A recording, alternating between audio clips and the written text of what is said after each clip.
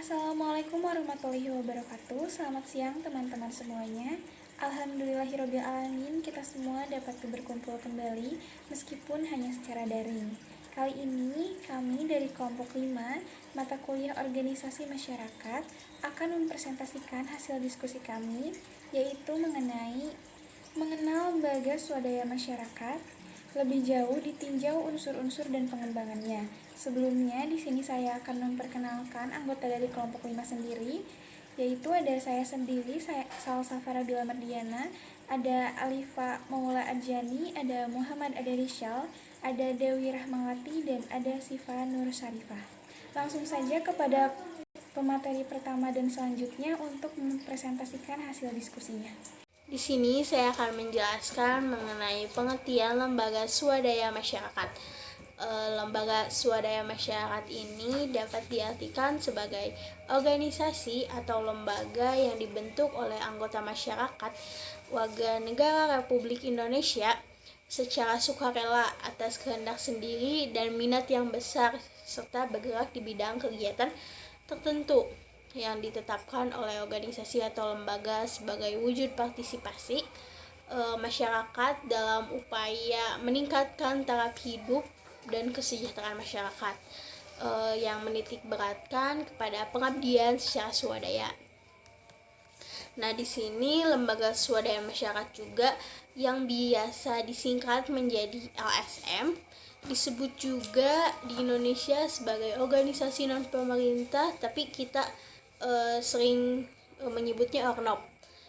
Secara internasional juga lembaga ini disebut sebagai non-government organization atau NGO agar lebih mudah dalam penyebutannya. Nah, lembaga swadaya masyarakat ini adalah sebuah lembaga non-pemerintahan yang mempunyai peranan sebagai jembatan dari masyarakat terhadap pemerintah, sehingga lembaga ini mempunyai peranan yang sangat kuat sebagai kekuatan politik di Indonesia yang dapat melakukan pengawasan sehingga memiliki peranan untuk memonitoring segala kegiatan pemerintah dan berhak melakukan protes bila hal tersebut dinilai tidak baik dan tidak sejalan dengan tujuan masyarakat tersebut. Ya baik, terima kasih kepada moderator atas waktu dan kesempatannya. Di sini saya Muhammad Adarishal dengan NPM 20210318 akan menyampaikan atau akan melanjutkan pemaparan materi terkait dengan sejarah singkat LSM.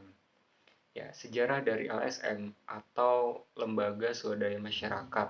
Nah, sebelum dikenal luas dengan istilah LSM, yaitu Lembaga Swadaya Masyarakat, LSM ini dikenal dengan istilah ORNOP atau Organisasi Non-Pemerintah. Nah, istilah ORNOP ini muncul sekitar awal tahun 1970-an. Digunakan sebagai terjemahan dari NGO atau Non-Government Organization dalam lingkungan atau skala internasional. Akan tetapi, hal tersebut ini menuai kritik yang cukup tajam ya terhadap pengertian ORNOP itu sendiri, karena ia dianggap terlalu luas. Salah satunya itu mencakup sektor swasta atau salah satunya itu bisnis dan organisasi kemasyarakatan lain yang tentunya juga bersifat non-pemerintah.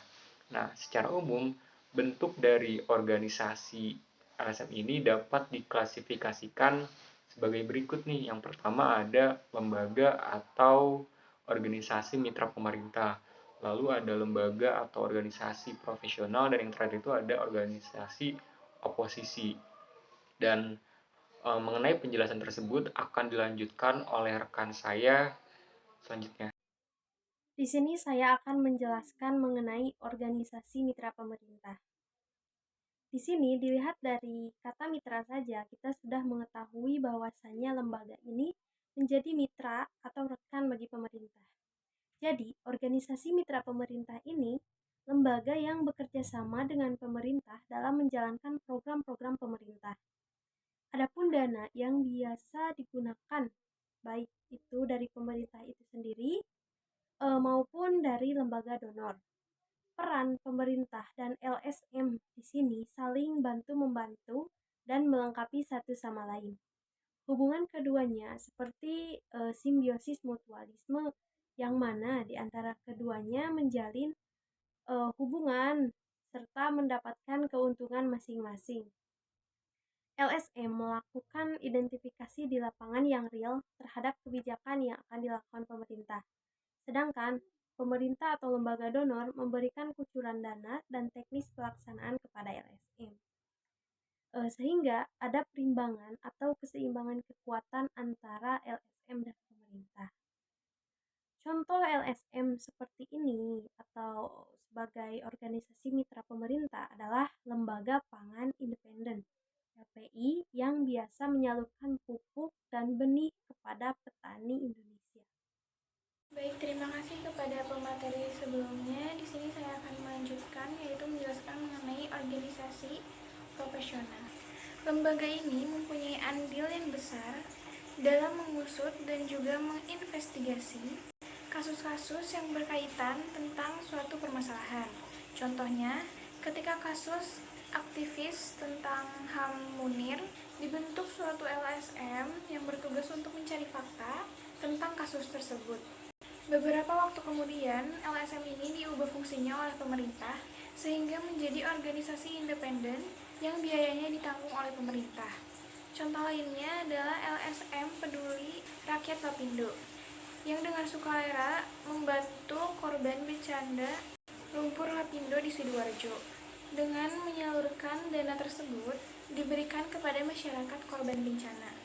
Yang ketiga adalah organisasi oposisi. Lembaga Swadaya Masyarakat Organisasi Oposisi merupakan organisasi non-pemerintah yang menjalankan kegiatan memilih untuk menjadi penyeimbang dari kebijakan pemerintah. Misalnya, memberi kritik, saran, dan terkait pengawasan keberlangsungan pemerintahan. LSM semacam ini juga bisa kita ambil contoh seperti ICW atau Indonesian Corruption Watch yang biasa menginvestigasi atau mengkritik kasus-kasus korupsi yang dilakukan baik oleh birokrat maupun oleh anggota legislatif. Arti oposisi di sini adalah sebuah fenomena yang terjadi dalam berbagai bidang, khususnya bidang pemerintahan. Oposisi dalam makna umum kerap diartikan sebagai berserbangan atau sesuatu yang memiliki posisi yang tidak sama dengan sesuatu yang lain. Oposisi juga diartikan sebagai lawan atau perlawanan terhadap sesuatu. Baik, selanjutnya saya akan menjelaskan contoh LSM. Salah satu contoh LSM yang turut ikut mengembangkan keahlian masyarakat adalah Bandung Creative City Forum atau BCCF yang terbentuk pada tanggal 21 Desember 2008. BCCF ini dalam keberadaannya di masyarakat Kota Bandung berbasis kepada kreativitas, perencanaan, dan pengembangan infrastruktur kota sebagai mendukung pengembangan perekonomian kreatif dan menciptakan wirausaha kreatif baik perorangan maupun komunitas. Dalam pembangunan dan peningkatan ekonomi kreatif, BCCF ini sudah banyak bekerja sama dengan komunitas lain. Peran BCCF ini dalam pengembangan lingkungan dibuktikan dengan dukungan terhadap kawasan Babakan Siliwangi Bandung sebagai hutan kota dunia yang harus dijaga. Bersama LSM-LSM lainnya, Kota Bandung. Mereka berjuang supaya Bandung dinobatkan sebagai kota kreatif yang bersanding dengan kota-kota kreatif di belahan dunia lainnya.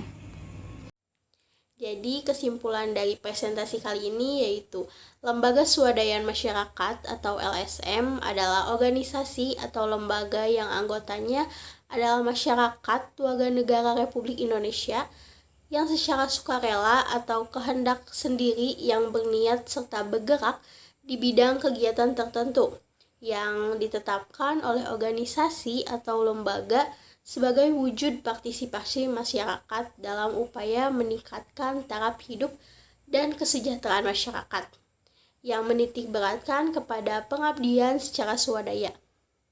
Terima kasih.